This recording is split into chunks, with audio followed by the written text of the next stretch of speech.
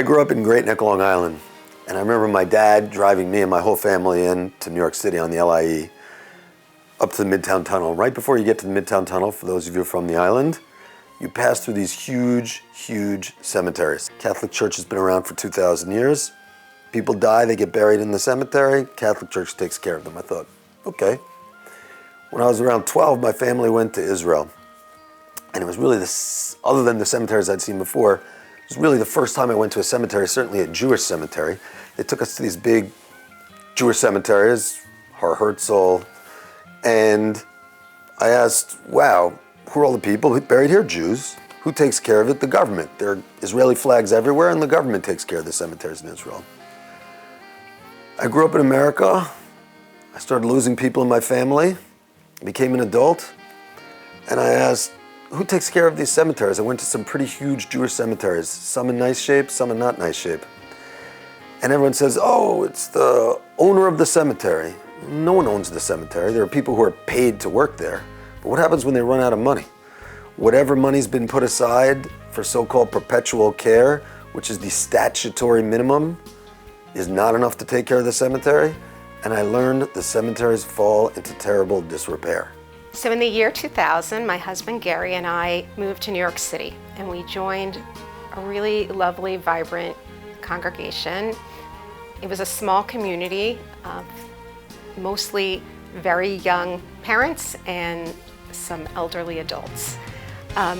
We really loved the synagogue, but it was struggling financially. And one of the reasons that it was struggling financially is it had the responsibility to maintain a very large cemetery called Bayside Cemetery in Queens. This small congregation, struggling congregation, was not able to fully maintain the entirety of this property despite its best efforts. It became something that Gary was very concerned with because he takes very seriously the mitzvah of respect for the dead, of maintaining graves and giving honor to those who've gone. The truth is that while death and mourning are so central to Jewish ritual life and our communal experience, the responsibility we share to preserve Jewish cemeteries here in the United States never occurred to me until my brother Gary stumbled into trying to help his struggling neighborhood shul on the Upper West Side of Manhattan remain solvent. And so Deanne Fordman, Ethan Klingsberg, and I got together, and we had the idea of founding an organization called CAJAC to take care of cemeteries here in New York. This is an exciting day because this is the completion of the first week of our cleanup of this huge, potentially beautiful, but at the same time horrifying cemetery. Horrifying because of how incredibly overrun and abandoned it is. People don't realize that here in the United States, in the middle of Queens, New York, the wealthiest and most free Jewish community in the New York area in the world, is a cemetery, and not just one cemetery, multiple cemeteries like the one you see around me that look as bad as the cemeteries which are abandoned and scattered all throughout the former Jewish communities of Europe that all perished in the Holocaust. Creating CAJAC was a quintessential example of what makes my brother Gary such an exceptional person and such a mensch. Whether you've dealt with him in business or on a nonprofit board or frankly discussed any matter with him at some length, you instantly recognize that Gary is a keen observer, thinker, and questioner. And one of his great talents is to be able to identify complex problems and then find an elegant solution that not only solves the problem but creates an even better outcome. Gary's involvement in CAJAC has influenced our family in many ways. I think that for our children, from a very young age, they learned about cemeteries. They have grown up visiting cemeteries, so they're not afraid of cemeteries. It's not a scary place. It's actually can be a very meaningful and spiritual place. And Gary's taught that to our children. Every day in morning davening and morning prayers in Birkos HaShachar, there's a part that talks about a list of mitzvos that you can do endlessly that are held in very high esteem. And one of those is halvayat hamit, which is to bury the dead, but also can extend to all of the work regarding taking care of those who have passed away. They can't give back to us in the same way we can give to them. And every day when I'm davening in the morning, I think of my father. And I think, wow, this is not something that everybody gets to say they're involved with on a day-to-day basis. I can say that about my family. I could say that about my father. Usually it's the parents who get nachas from their kids, but I get a lot of nachas from my own father to know how involved he is in CAJAC, that he's doing such incredible mitzvos.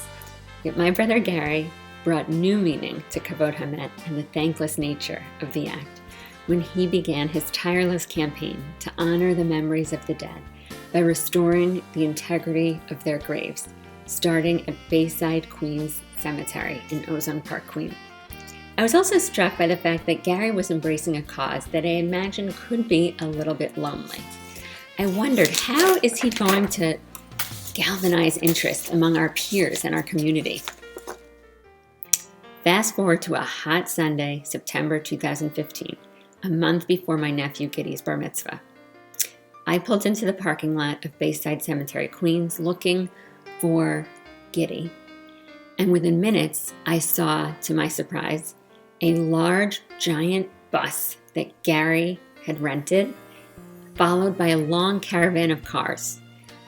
Giddy was beaming. He was joyfully handing out shovels, work gloves, scrub brushes. Gary had inspired his son to take on this amazing cause.